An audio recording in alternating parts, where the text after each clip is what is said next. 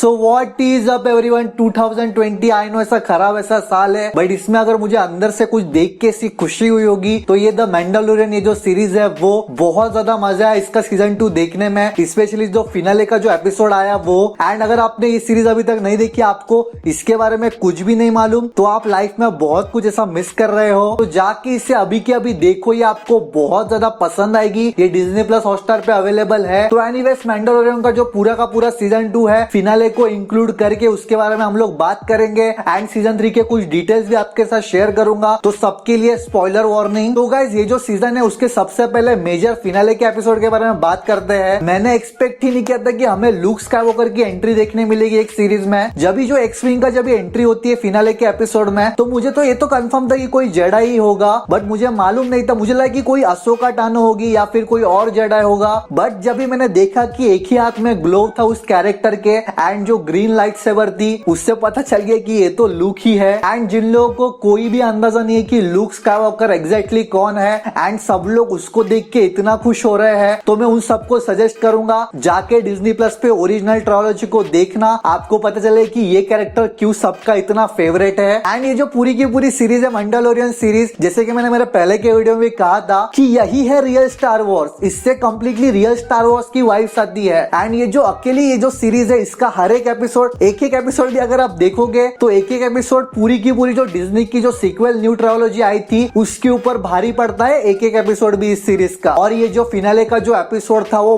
बहुत ही ज्यादा एक्शन के साथ साथ इमोशनल भी था। आप जो बेबी योडा यानी जो ग्रोगू है उसके बीच में जो डिन जार्जिन का जो मैंडलोरियन का जो कैरेक्टर है, उनके बीच में जो इमोशनल मोमेंट देखते हो बहुत ही बेस्ट था। एंड ये जो मैंडलोरियन का जो कैरेक्टर है पूरे के पूरे दोनों सीजन में सिर्फ बेबी योडा के लिए अपना एक इंपॉर्टेंट रूल तोड़ता है, जो उसका मांस निकालता है वो। इससे पता चलता है कि ये जो बेबी योडा है यानी ग्रोगू है वो उसके लिए कितना ज्यादा स्पेशल है, कितना वो उसके लिए फील करता है। बहुत ही ज्यादा इमोशनल मोमेंट था वो। Great writing, great storytelling and Dave Filoni and John Favreau जो है, जो इस शो के क्रिएटर एंड राइटर है, उन्होंने बेस्ट काम किया है। सारे के सारे फैंस उनको ट्विटर पे थैंक यू बोल रहे हैं। By the way fun fact आपको बताना चाहूंगा जिनको मालूम नहीं उनको, कि ये जो जॉन फेवरो जो है, जो इस शो के क्रिएटर भी है, वही है जिन्होंने आयरन मैन के पहले दोनों पार्ट को डायरेक्ट किया है। तो उनके लिए मेरे को अंदर से बहुत ज्यादा ऐसी रिस्पेक्ट है। और इस सीजन में उन्होंने बहुत सारे ऐसे इंपॉर्टेंट कैरेक्टर्स को इंट्रोड्यूस किया है, जैसे बोबा फेट का कैरेक्टर हुआ, फिर जो बो कटान का कैरेक्टर है एंड जो अशोका टानो का जो कैरेक्टर है, एंड सारे के सारे जो भी नए कैरेक्टर्स को इंट्रोड्यूस किया है उनके साथ उन्होंने जस्टिस किया है, उन्होंने अच्छी तरीके से प्रेजेंट किया है स्क्रीन पे। फिर जो फाइट सीक्वेंस जो हमें देखने मिलता है जो मॉफ गिडियन एंड मैंडलोरियन के कैरेक्टर के बीच, वन ऑफ द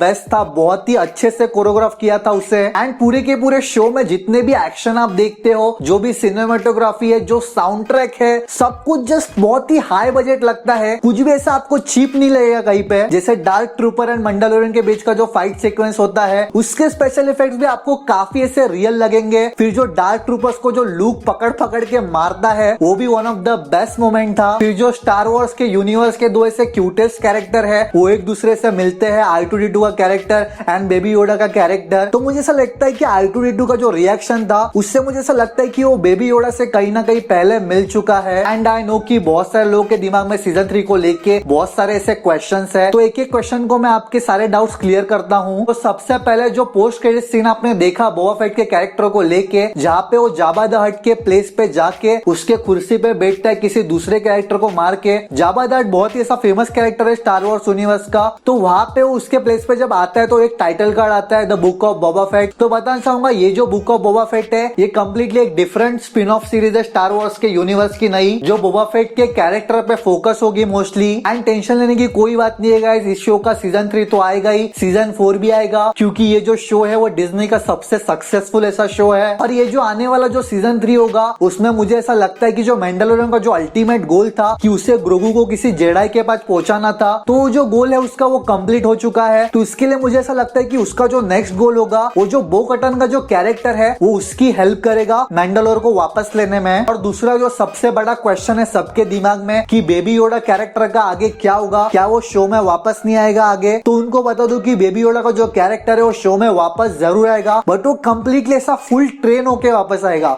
जो उसके जो फोर्स के पावर है जो उनको कंट्रोल वो नहीं कर पाता था, वो उन्हें ठीक से अभी कंट्रोल करके ही वापस आएगा अच्छे से। एंड मुझे और एक स्ट्रॉन्ग ऐसी पॉसिबिलिटी लगती है कि ये जो बेबी योडा का कैरेक्टर है वो बहुत ही ऐसा लवेबल कैरेक्टर है, फैन फेवरेट ऐसा कैरेक्टर है। तो डिज्नी ये जो कैरेक्टर है बेबी योडा का, उसको बाकी की जो स्पिन ऑफ सीरीज जो आएंगी डिज्नी की, उसमें भी यूज कर सकता है गेस्ट अपीयरेंस के लिए। एंड आई नो कि बहुत सारे लोग ये भी कंप्लेंट कर रहे हैं कि जो लूक स्काईवॉकर का जो सीजीआई था वो कंप्लीटली देखते ही फेक लग रहा था, एंड जो उसकी जो वॉइस थी वो भी फेक लग रही थी। तो डिज्नी ने किसी और एक्टर को इस रोल के लिए कास्ट क्यों नहीं किया? जो सेबेस्टियन स्टैन जो एक्टर है जिन्होंने विंटर सोल्जर को भी प्ले किया था, वो बहुत ही ऐसे सिमिलर दिखते हैं लूक स्काईवॉकर की तरह, तो उनको क्यों नहीं कास्ट किया? तो मुझे ऐसा लगता है कि डिज्नी है वो जो सोलो जो स्टार वॉर्स मूवी आई थी जिनमें उन्होंने कंप्लीटली दूसरे एक्टर को कास्ट किया था हैन सोलो के रोल में, तो ऐसा उनको बहुत ज्यादा ऐसी गालियां पड़ी थी, तो इसके लिए उन्होंने यहाँ पे ऐसी रिस्क नहीं ली। बट जो भी सीजन में हमें देखने मिला है, जो एग्जीक्यूट किया है उन्होंने, उससे मैं तो खुश हूँ। एटलीस्ट कुछ तो इस साल में बेस्ट ऐसा देखने मिला। तो anyways guys, thanks a lot for watching. अगर आपको ये वीडियो पसंद है तो सपोर्ट के लिए इस वीडियो को डेफिनेटली लाइक कर दो, एंड मुझे कमेंट सेक्शन में जरूर बताना कि सीजन 2 का आपका फेवरेट ऐसा मोमेंट क्या था। And may the force always be with you.